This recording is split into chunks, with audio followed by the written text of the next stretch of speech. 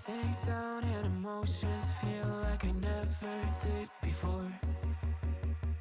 Live shows and spoken reels of the movie I ignored. Blue skies on a broken sea and I'm stuck up on the shore. I never thought you could see me, but you did. All I know is we're here, that they took us somewhere.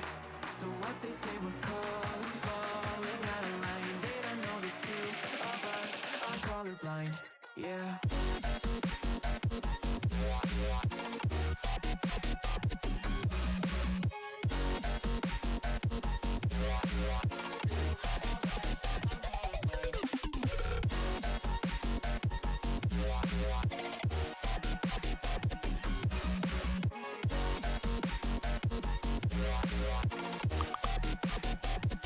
All I know is we're here, that they took us somewhere. So what they say we're called is falling out of line. They don't know the two of us are colorblind. All I know is we're here, that they took us somewhere. So what they say we're called is falling out of line. They don't know the two of us are colorblind, yeah.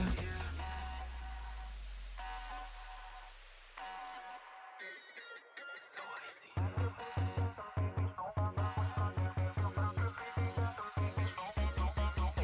We could be the enemy and show 'em how it's done. Yeah, we could brand a new identity and tear apart the song that's making grayscale. We love black and white scale, singing saints of the sinners, believe and burn all that's in it. We'll take 'em out, out, out. We'll make 'em up for it and shout, shout, shout. Keep out the guns, I'll take the wheel. How we feel, we were made for this. Keep your mountains still and make it real, make it dangerous. Been colorblind for all my life, and they kept painting rainbows. I'm colorblind, it's black and white. It seems it will remain. And you've been colorblind for all your life. Too scared to even say so. We're colorblind, it's black and white. It seems it will remain so.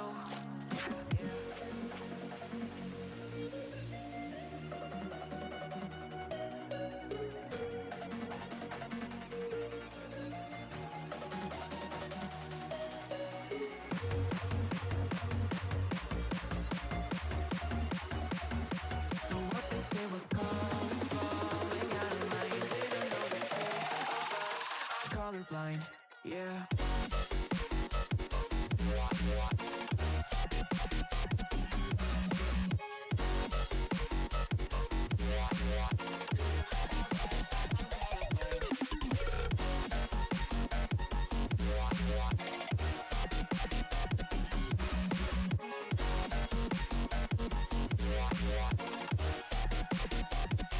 All I know is we're here, that they took us somewhere.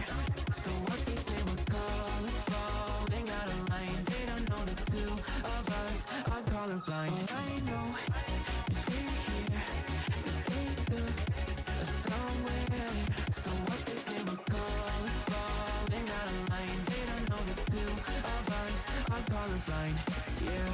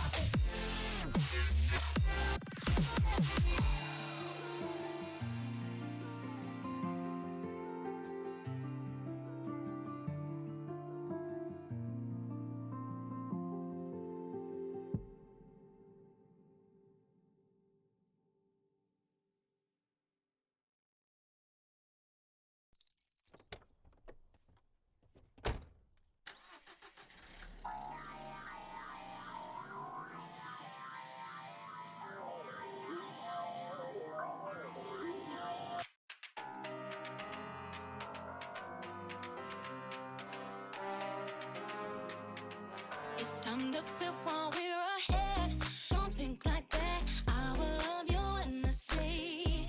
If you don't believe, don't you be like that. I will love you forever.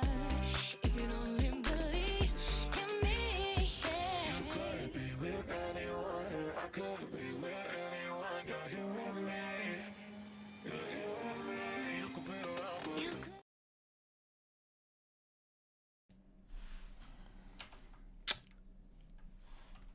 And we are live with two of us today.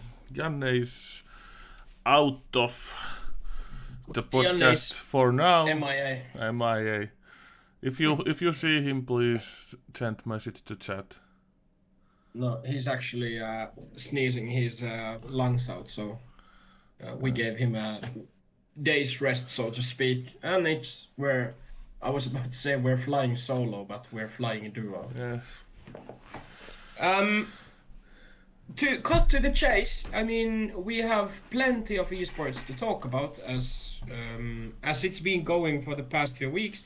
We will start with some Counter-Strike Global Offensive, and after that, it's time to dive deeper into the world of League of Legends, as we have the finals weekend for Spring Split in both EU and North America. To start off, let's look at yesterday's results from the Group B of Home Sweet Home, and oh my, Nudavind, hello there, what doing? Yep, we didn't give Dudavind a big chance here because it's pretty stacked, the whole group, but Nudavind wins the group. That's something else. 16-6 against Japalenio in the first game, and then they won forZe 2-1. It was a tight series. First map in Overpass, Nudavind takes 16-14. Then forZe climbs back on Inferno 16-10. And in the decider, which was Nuke, Nudavind takes it 16-12. And it's safe to say that this is probably the biggest upset we've seen so far in Home Sweet Home. Yeah, I'm pretty sure it is. Nudavind going to playoffs is not that big of an upset, but winning the group where forZe is playing, it's big thing. Yeah. First, I mean, yeah. Continue, please. Yeah, the first week we didn't see that many upsets, but it seems the second week is giving us more entertainment in that part. Yes, definitely. To me, I mean, forZe won the first game against Sprout, and then forZe was the second team to advance as they played against Sprout, and they won 2-0. Japalenio lost to Nudavind and then straight 2-0 to Sprout. So yeah, this is very interesting. Japalenio, or for Japalenio, I mean, they lost everything, and we gave them actually a fighting chance over Sprout and Nudavind, so definitely an interesting result, to say the least. Yeah, Japalenio was bad. Like, I don't know what happened between weeks 1 and 2, but that this was not the same team that impressed us in the first week. No, definitely not. And then maybe we should talk about Group C, which is played today. The first game already started. So in Group C, we have Ago, Big, Singularity, and Smash. And at the moment, Ago and Smash are playing against each other, their first best-of-1 matchup. The map that is being played is Dust 2, and Smash is leading 2-0 at the moment. 2-1, actually, not now. Okay, yeah, their round just ended. Yeah. So, we are expecting Big to win the group. That's quite obvious, to be honest. And then the other three, Singularity is kind of the worst team of the group. It's safe to say. Well, and if Ago wins big now, it's a big upset. yeah, and we had different opinions about Smash or Ago going through, so we weren't in unison with that. So this match is really important for both of those teams. Yeah. And well, Ago is ranked 45th at the moment. Smash is 131st. Yeah, but I still say that Smash will go through even if you said Ago. So Yeah, no.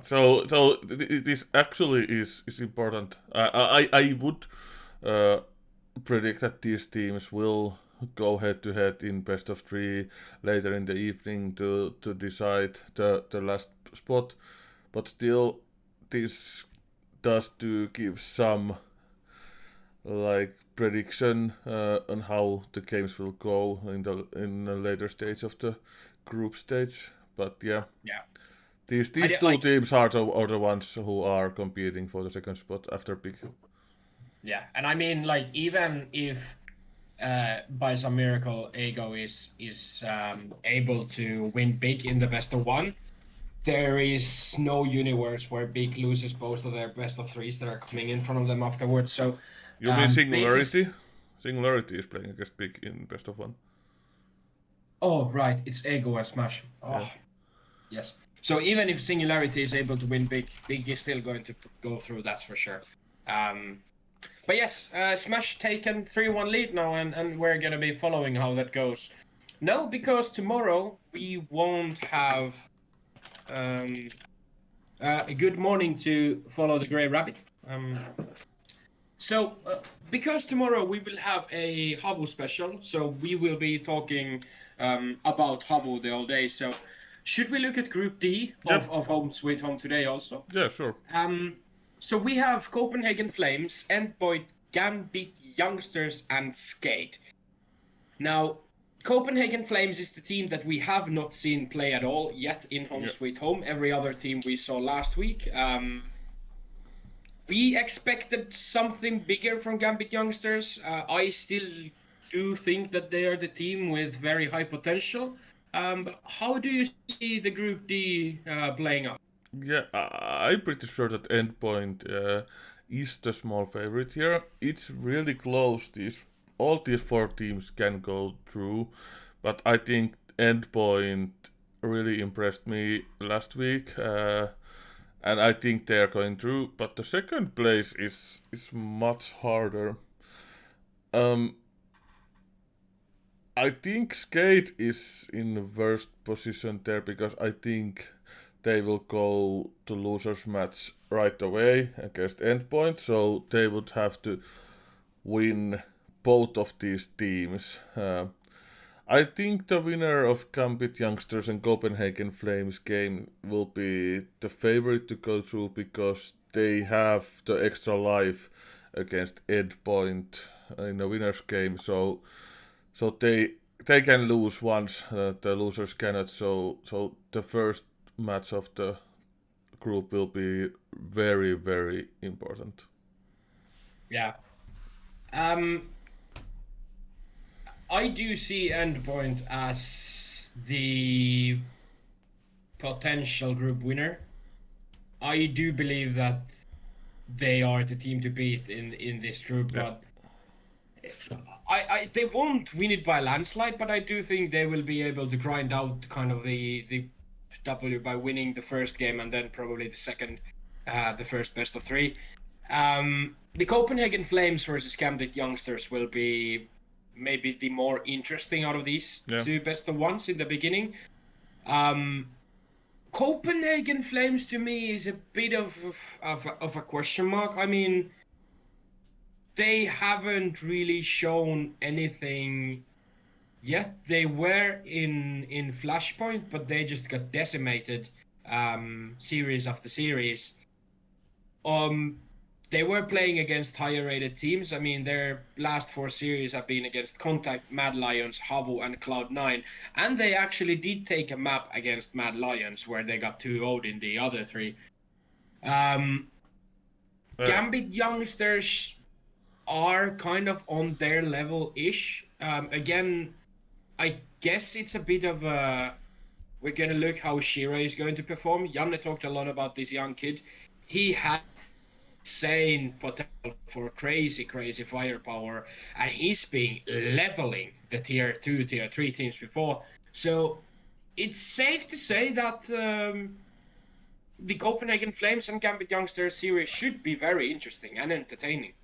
Yeah, I would say Copenhagen Flames is even a favorite for whole group if they didn't do a roster change lately. So we have no idea how they are playing with their new players. So that's why I give a chance for more other teams. I think Copenhagen Flames is really good team.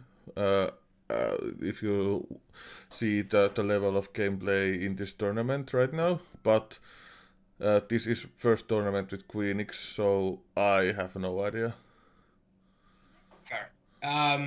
So just on the top of your head, I would assume that you are expecting Endpoint to win the group, right? I would say Endpoint and Gambit Youngsters right now, but if this would have been played a week from now, I would say Copenhagen Flames is the second one. But right now, it's the first tournament with new player. I can't predict them to go through from this group, so I say Gambit is the second one. All right. We will be able to revisit this on Monday after the weekend, and then we've seen the playoffs and whatnot. But definitely something that we will be following quite closely. And we will be writing the article, so even if we don't mention it today, tomorrow in podcast, we will have the daily articles in English and in Finnish, so go check them out. And Swedish. I don't know. I think the Home Sweet Home daily articles ain't in Swedish, at least for not every day. All right, let me check. I'm not sure, but I think so. Yes, they are there. Oh, okay, nice. Because I think there was some discussion about that maybe they ain't like that timely in English and in Finnish. Right. Anyway. Okay, I was wrong. No, good. No. And anyway, we have stuff on 3 languages. We are posting betting tips on Twitter pretty much every day about ongoing games or upcoming games. So if you're interested in that, please check it out. I will throw the link into the chat in about 5 seconds now.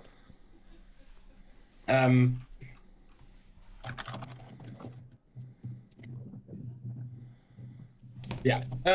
So then, obviously, during the weekend, we'll be also following Flashpoint. And tomorrow we will have the CEO and one of the partners from Havo Gaming joining us for 1 hour. So that's going to be very interesting, as they are going to be our first guests in the stream too. So definitely something to look up to. From Counter-Strike, I think it's time to dive into the world of League of Legends.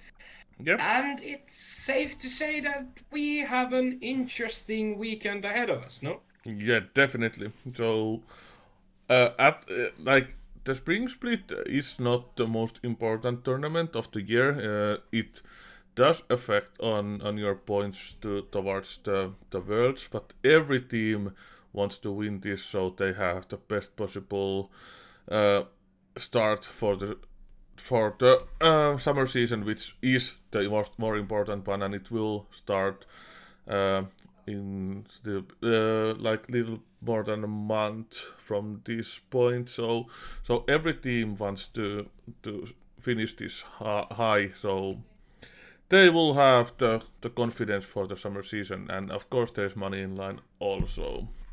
But yeah, we will start with the LCS, the North American Championship Series. We have 3 teams still in the contest. Cloud9 has smashed everyone this season and is already in the finals, and we'll have at Saturday the game between EG and FlyQuest to decide the other finalist. And this will actually be the more important, the more interesting game, I think, because I think Cloud9 will slap both of these teams in final. So Cloud9 yeah. has been, I mean, it's actually, when you look at their regular season results, they went 17-1, Yeah. and in playoffs they played 7 maps in total, won 6, so they lost 1 map in playoffs so far. This is one of the most dominant performances that I've seen in a long time in any sports. Yeah. I mean, Cloud9 has been insane. Obviously, I am first to admit that I don't follow League of Legends as much, but when you see something like this, it's extraordinary, and kind of it's also kind of funny that we are preparing for the final weekend, and at the end of the day, even though the spring split is not as big as summer, it's still the final weekend. Yeah. And we are really much looking forward to see the lower bracket final, because we know that, or we have the expectation that whoever plays in the final against Cloud9 will get decimated from the face of the earth. So it's kind of like ridiculous at the same time to kind of overlook the big grand final, knowing that it's probably going to be like a pub stomp. Yeah, I hope it's not, but still, Cloud9 has been so dominant that I don't see the way how either of these teams can challenge. But I really hope we get more than 3 maps in the finals, because it's so anticlimactic to see 3 map final. But yeah, let's dive into the EG FlyQuest game. Can I ask one question about Yeah. Cloud? So, because again, this is kind of the Dota me talking, but Yeah. often in League of Legends, the kill average is a bit lower, which is okay. But Cloud9, do they play like heavy offense kind of League of Legends, or like controlling style? Like, is their playing style entertaining? Is it like almost boring because it's so clinical?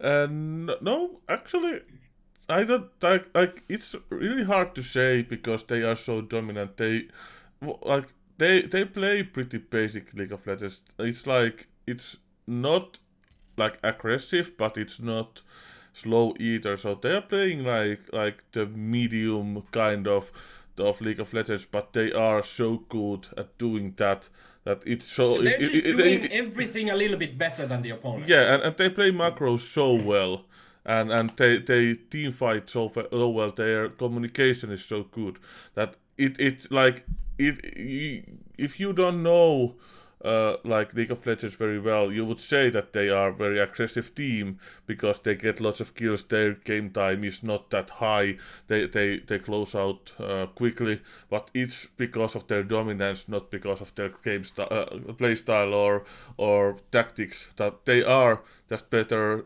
than the opponent, and they can snowball their lead.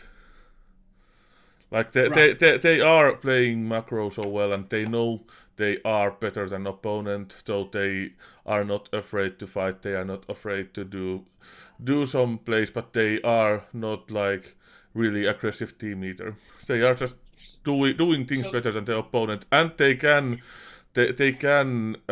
adapt to the opponent's playstyle. They can what they do the best, they are shutting down their enemies. If the enemies are playing aggressive, they shut down the aggressive gameplay. If the opponent is playing passive and going to late game, they will close down the game pretty quickly.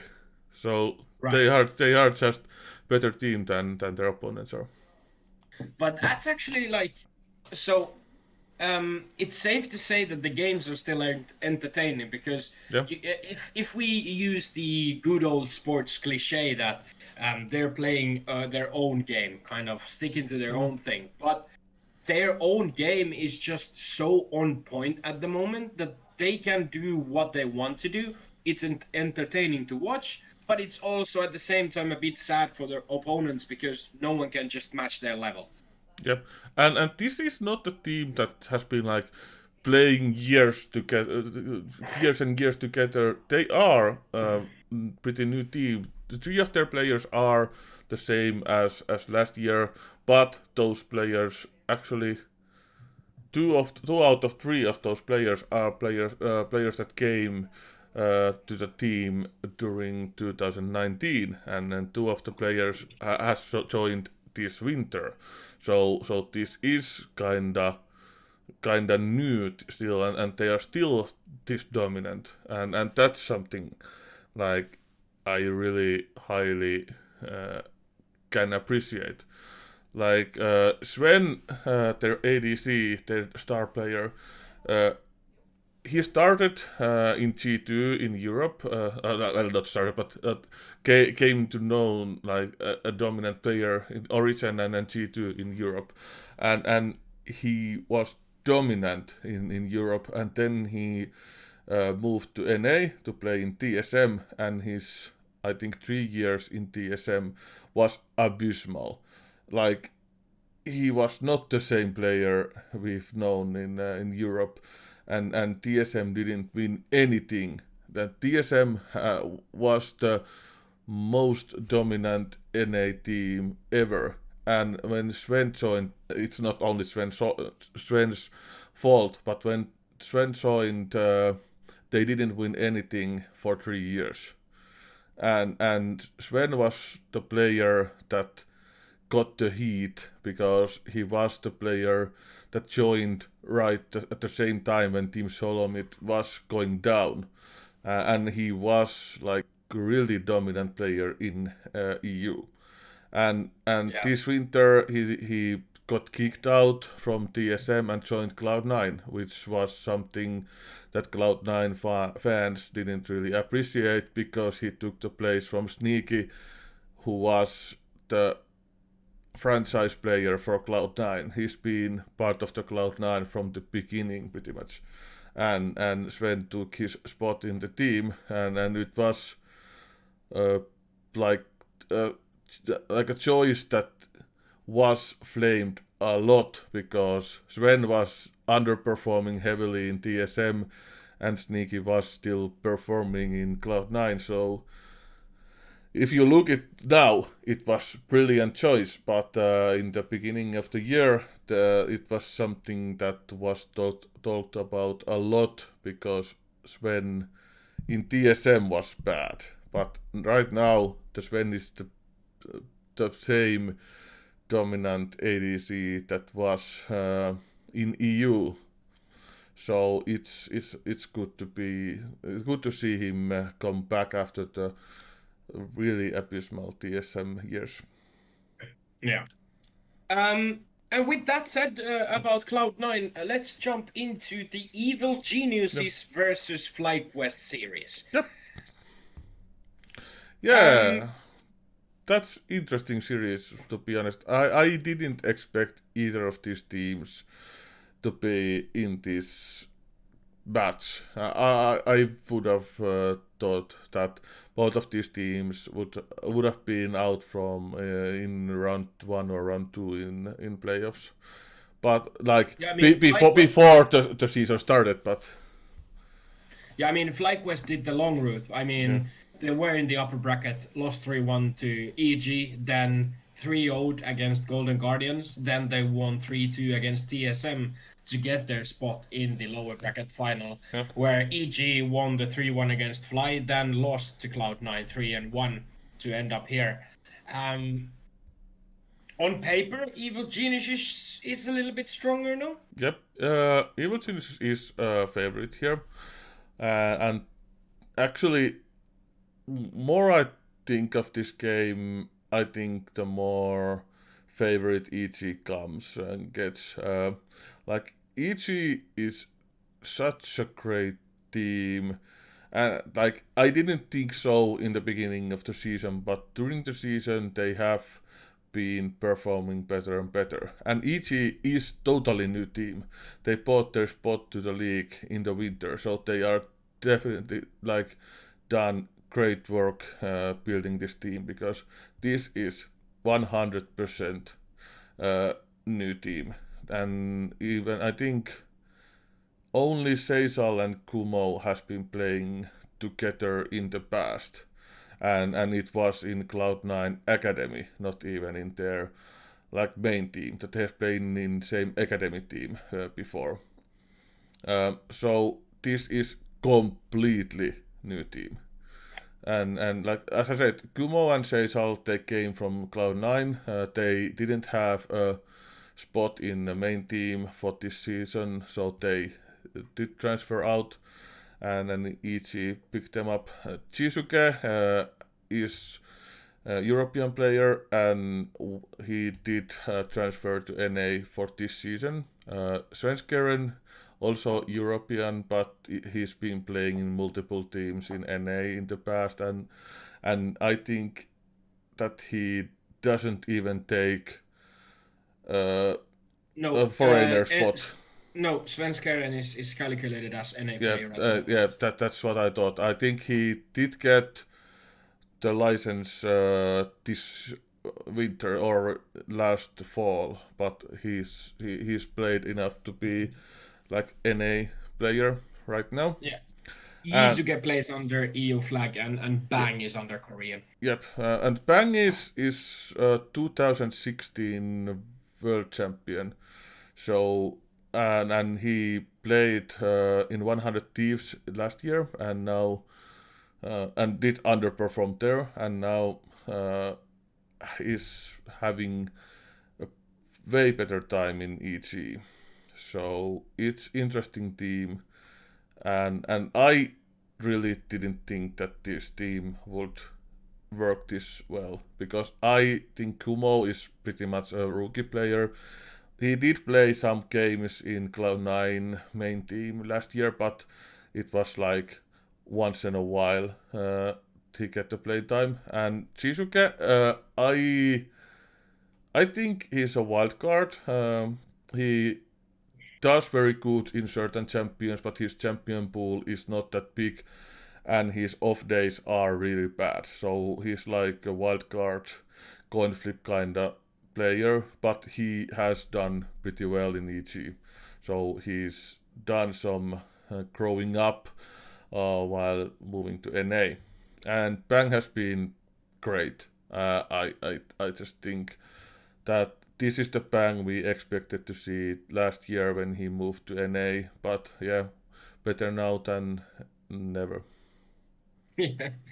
And then looking at their opponents being FlyQuest, Yep. we have Viper, Santorin, and Wild Turtle playing against EU flag on NA flags, and then we have Power of Evil from EU and Igna from Korea. Funnily enough, Viper and Santorin, neither of them. Santorin is from Viper is from Syria, and Santorin is Danish. It's actually funny how much there are Danish players in NA playing under the NA flag. Yeah, we have 5 Danish players in playoffs, and we have 2 more in Team Liquid, so we have at least 7 Danish players in NA. Oh, interesting. Yep. It's like Danish invade in NA. But yeah, actually, I don't think that Viper is playing right now. I think Solo is playing for them. Okay. Viper was the starting player in the beginning of the season, but I think his champion pool was not good enough, and his mental kinda get in the way of getting good results. So they did hire a solo, which is experienced top laner, has been playing in multiple teams in NA, but actually got no team for this season, not even in any academy teams. So he was totally left without the spot, and it's mostly because he is considered as a toxic player, and he has performed very well, but his mentality has been toxic, and not maybe to his own team, but everyone around him. He has been a pretty good team player, but he is not good face for any organization because he is toxic in matchmaking, he is toxic in interviews and social media. He has like did some improving in that category. I think in this year, I think being left out without a spot in even in any academy teams really humbled him, because he like really got the point that he has to be better human being to be in a team. His mechanics has been on point in the past, but yeah, his mentality hasn't been. But right now he's performing very well. Yeah, I mean he's 26-year-old now, so obviously with age comes maturity in the sense, and you know, eventually you get to a point when you realize that even if you are a good enough player, but you are not getting into teams, it's time to look into the mirror, Yeah. and you know, it's safe to say that it's about time. Yeah, You definitely. know, after being drifting in the wind for a while, and you know, getting to a point when you're not even accepted to an academy team because you're just such a fucking idiot. So it's very good that he's been able to fix his act, and obviously it's great for the game and great for the scene to have him playing. As you said, he is a very talented and mechanically good player. Yeah. So it's good to see him there. Yeah, and actually, I think this team is perfect place for him to grow, because Wild Turtle and Ignar are maybe like the nicest people in the League of Legends scene. They are just very nice people. They are always happy. They are always eager to give an interview, and they are just good guys. And Santorin and Powerfield, they are both like solely professional. They are always acting good. They are always like having a good sportsmanship and things like that. So I think there is no player in this team that would make Solo's attitude worse. So he's the only one that has any issues with mentality or behavior. So I think it's easy for him to settle down when all four players are really good guys. Yeah. So now let's get into the matchup itself. Yep. I mean, they met few series ago. EG won 3-1. Probably the starting points are are similar. EG is going in as a favorite. What does FlyQuest need to do for them to be able to take a W in this series and go against Cloud9 in the final? Yeah, I was just going to see if which one of the top laners played the last series. It's Viper played the first two games, and then they switched out him and played solo for the last two games. So I think their 0-2 start was kinda on Viper. Viper didn't perform in either of those games, did lose the lane in both of them, and yeah, I think Solo has been playing every playoff game since that, so I think that's something that has changed, and I think that gives FlyQuest a better chance in this time, but I still think that EG will take this. But playing with Solo is better look at for the team than playing with Viper right now. So I think FlyQuest will take one more map, and this will go to fifth. Of course, fifth map, anything can happen, but I still think then that EG will take this. So you're saying that we will see 5 maps, I think but so. it's going to be 3-2 for Evil Genius. Yes. Okay, that's a pretty good initiative. Then let's take a quick peek on the scenarios to the final. So it's going to be Cloud9 against EG or Cloud9 against FlyQuest.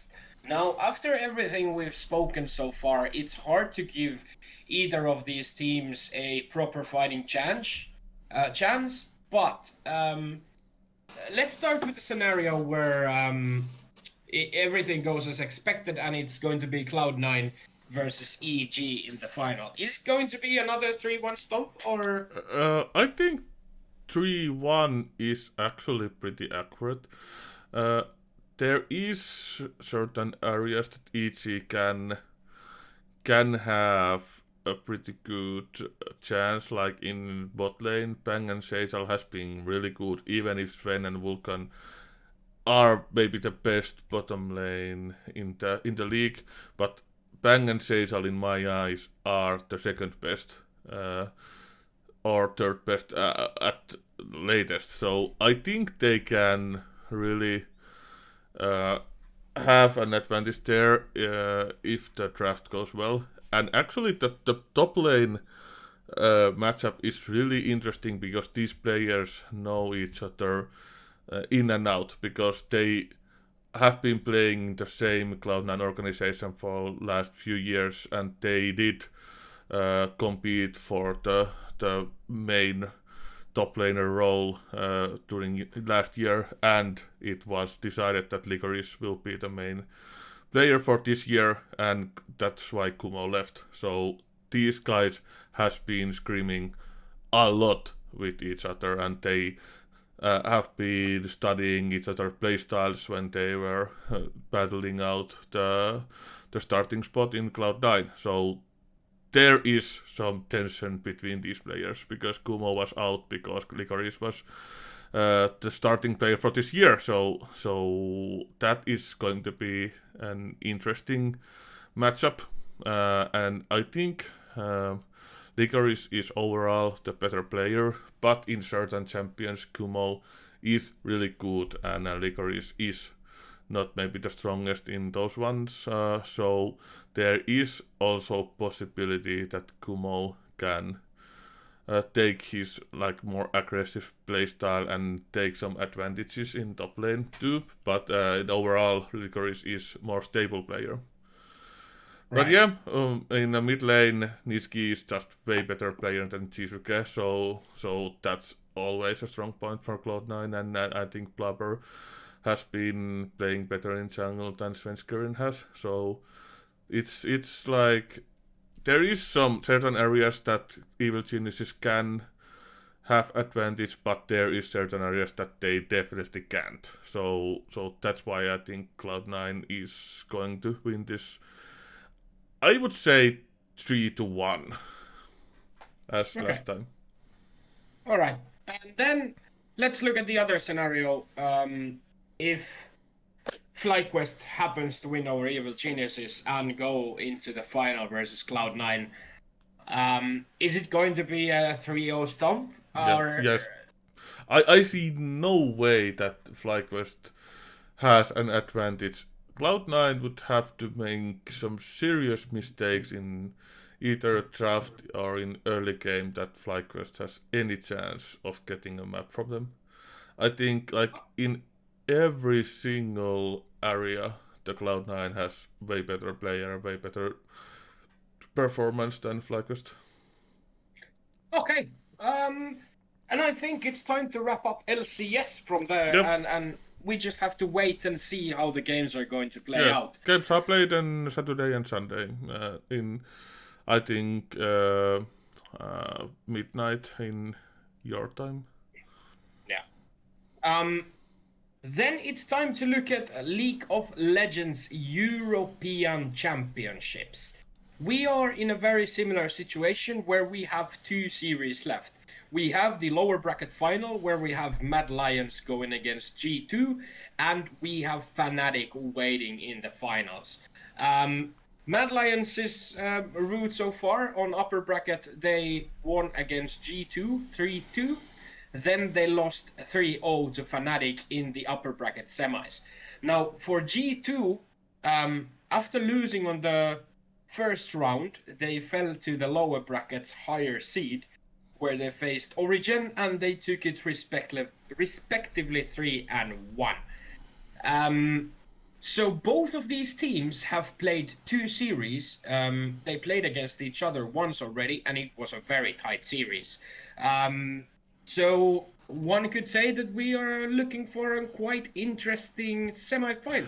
Yeah, that is definitely going to be a banger of a match, because the first series was maybe the most entertaining series of League of Legends that I have ever seen. And we get to see another 5 games, hopefully, from them, and this is going to be total madness, I think. But after all, I would say that G2 is massive favorite here. They did lose the first matchup, but it was mostly because of their own mistakes, maybe some arrogance there, and we have seen G2 always learning from their mistakes. They will fuck up once, but they will come way stronger next week, and that is something this team is known about. And I don't think that they are going to do the same mistakes against Mad Lions twice.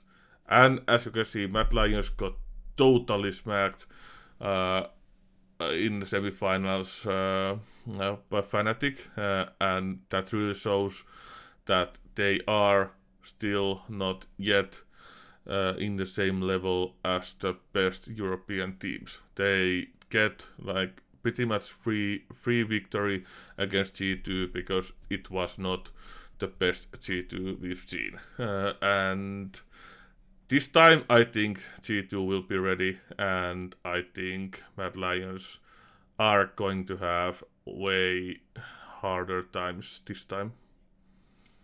I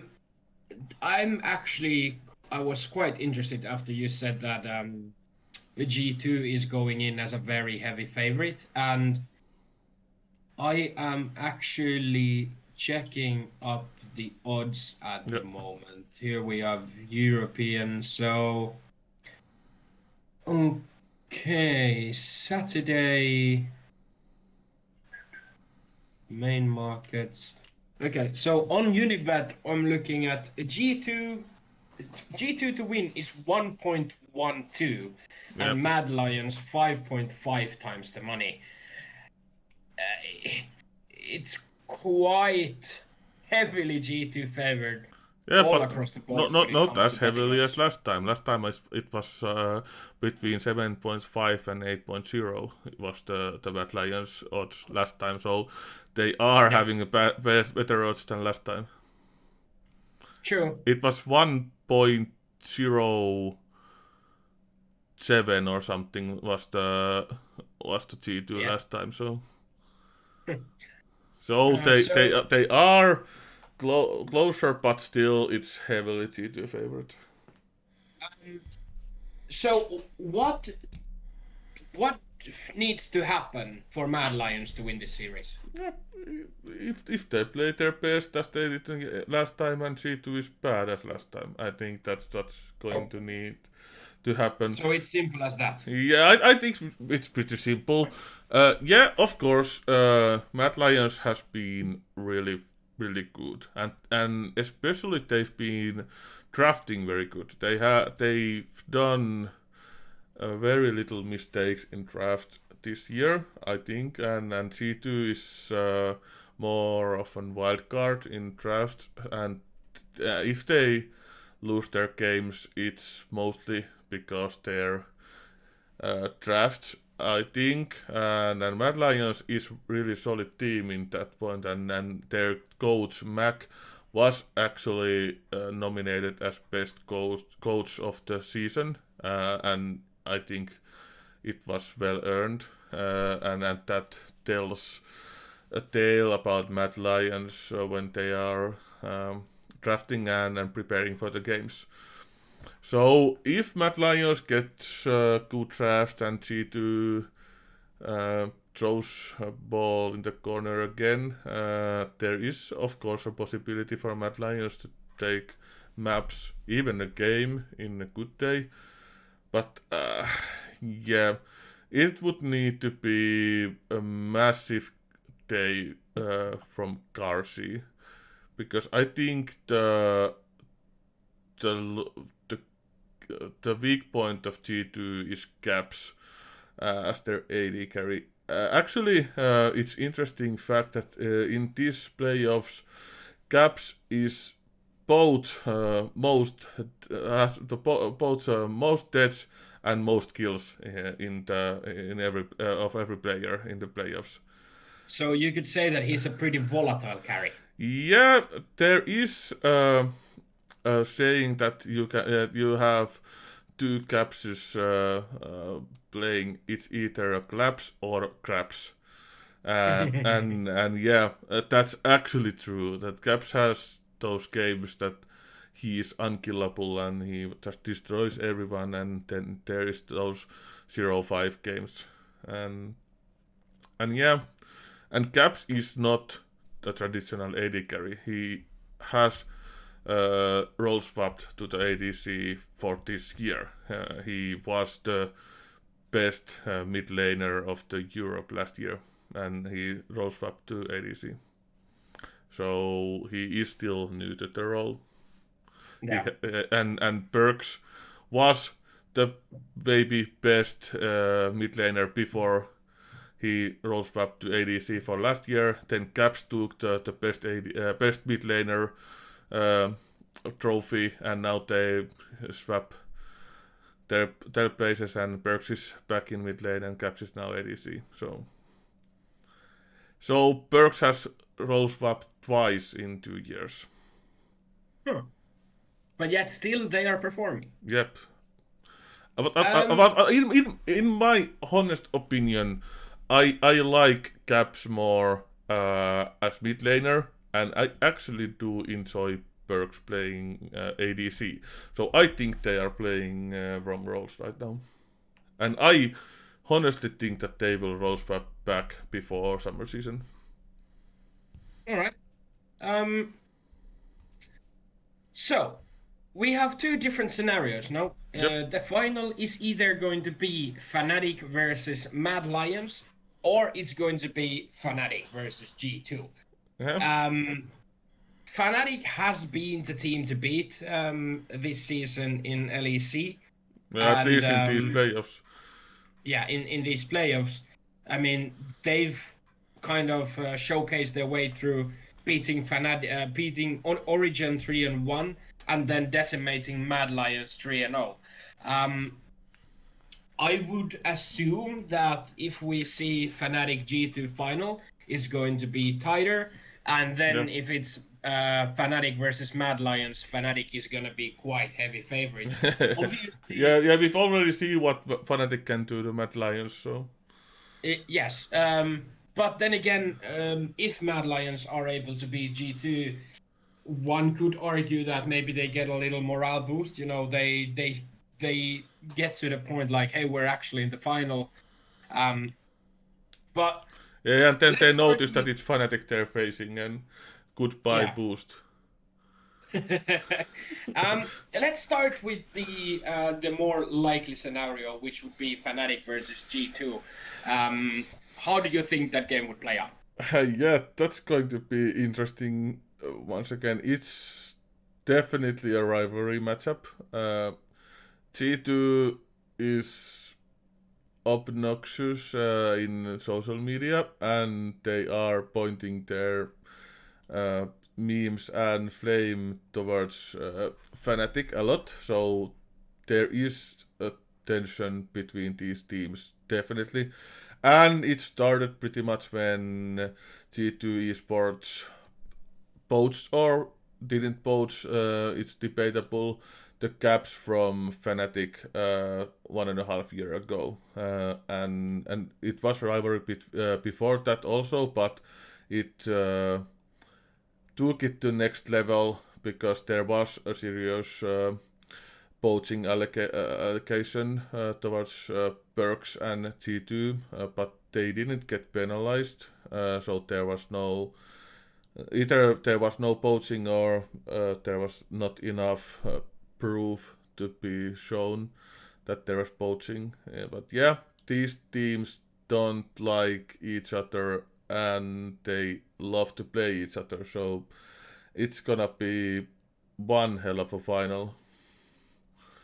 But yeah, if you look at teams, I think both teams has changed a lot for this season. I think G2 is even more coin flip than before, but also they are playing a second year with the same roster, so they are experienced in playing with each other, so they have been performing well because their communication, their playstyle, everything, it's so easy for them because they didn't change any players, they only changed roles, so like it's the same G2 that was in the World's final last year, so they do provide very good gameplay if they let themselves play. Like they are shooting themselves in the leg in their drafts and their in tactical choices sometimes. So yeah, it's kind of a coin flip, but I still think that G2 is maybe a favorite in this matchup. Okay. Even So though the Fnatic has been really strong and in the playoffs and in the later stages of the regular season, and Fnatic has got some name for themselves for their drafts. Actually, they are drafting very well right now, and they are showing new things. Like in the past, we've seen the G2 Esports being the one team that shows the new things, and they still do that. But as I said before, G2 shows new things because they want to show new things. Some of the players think that okay, this is the new OP and this is something I want to play and this is the good counter for that.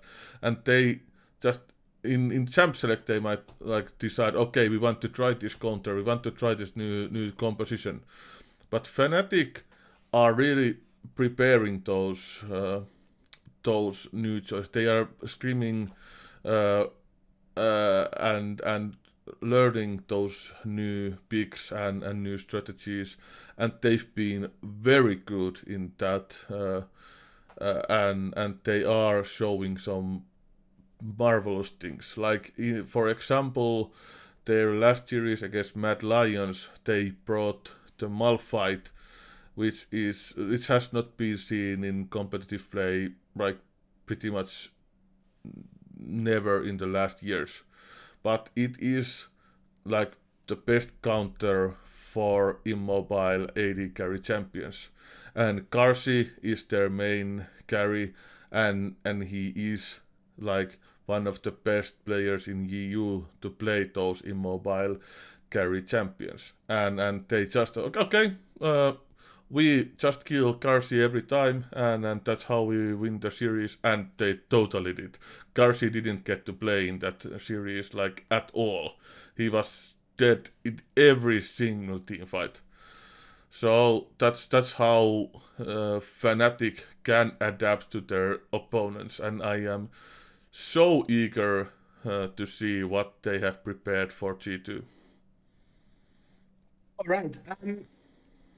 So if it's going to be Fnatic versus G2, give me numbers. How is who's gonna win and how the maps are going to end up? Yeah, it's gonna be 5 maps for sure. I think I don't see how one of these teams could get a 3-0 win there. I think it's gonna be close, but I still think that G2 in that kind of situation. They will take themselves serious and they will not try new things and they will take it 3-2. All right. So the second scenario is where we have Fnatic going against Mad Lions. Obviously, it's safe to say that it's a stretch, to say the least, that we would have Mad Lions going against Fnatic. Mad Lions obviously needs to walk through G2 first.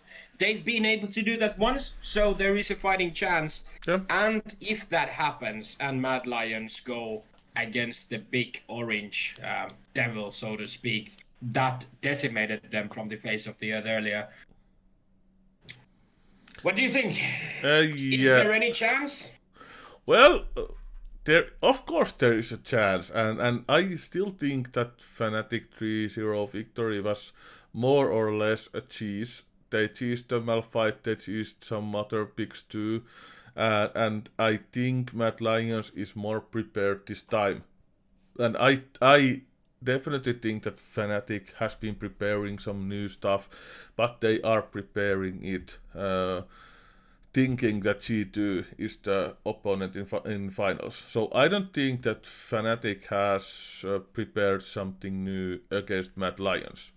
So that gives some opportunity for Mad Lions to get a better series in their hands than last time. But in the same time, Mad Lions is preparing for G2 mainly because they need to win G2 to get to finals. So I think neither of these teams are preparing anything special against each other. So it's gonna be pretty like basic gameplay for both of these teams because it's the final is only played 24 hours after the semifinals. So they have no time to prepare anything special like we see in semifinals from Fnatic. So I think it's gonna be better series than the semifinals was. And Mad Lions might get map here, so I think it's gonna be 3-1 Fnatic. All right. With that said, it's been quite an interesting hour. Obviously, today you were able to speak a little bit more, especially when it comes to League of Legends. Yeah. I will actually try to watch these games. Unfortunately, during a weekend, some real life happens also, but Yeah. I want to see the G2 Mad Lions. That's the series that I'm looking forward the most. Last time I was able to get a small sneak peek about it, and it was definitely interesting because, like you like to say, it was a complete circus. Yeah. And those circuses are something that we all enjoy. So definitely hoping to see some great League of Legends action. And yes, tomorrow we will have our first guests on the stream. Yep. Sani Leino and Lasse Salminen from Havu Gaming. And I'm actually super fucking excited. It's been a while. We're trying to get people on, and finally we were able to lock down our first guests, and I'm really much looking forward to it. Yep, it's gonna be great fun, and if I did some talking today, tomorrow it's time to get the Havu guys to talk. Yeah. Thank you everybody for watching. We definitely hope to see you tomorrow. I would assume that tomorrow we're gonna get our all-time high viewers because of our guests, but that's just a positive thing. Yep, I hope so. We try to bring as much esports action as possible to you, everybody watching. So ourselves probably at the moment. Anyway, we will be back tomorrow at the same time, and until that, wash your hands and watch a lot of esports. Thank you, and see you tomorrow. Yep, see ya.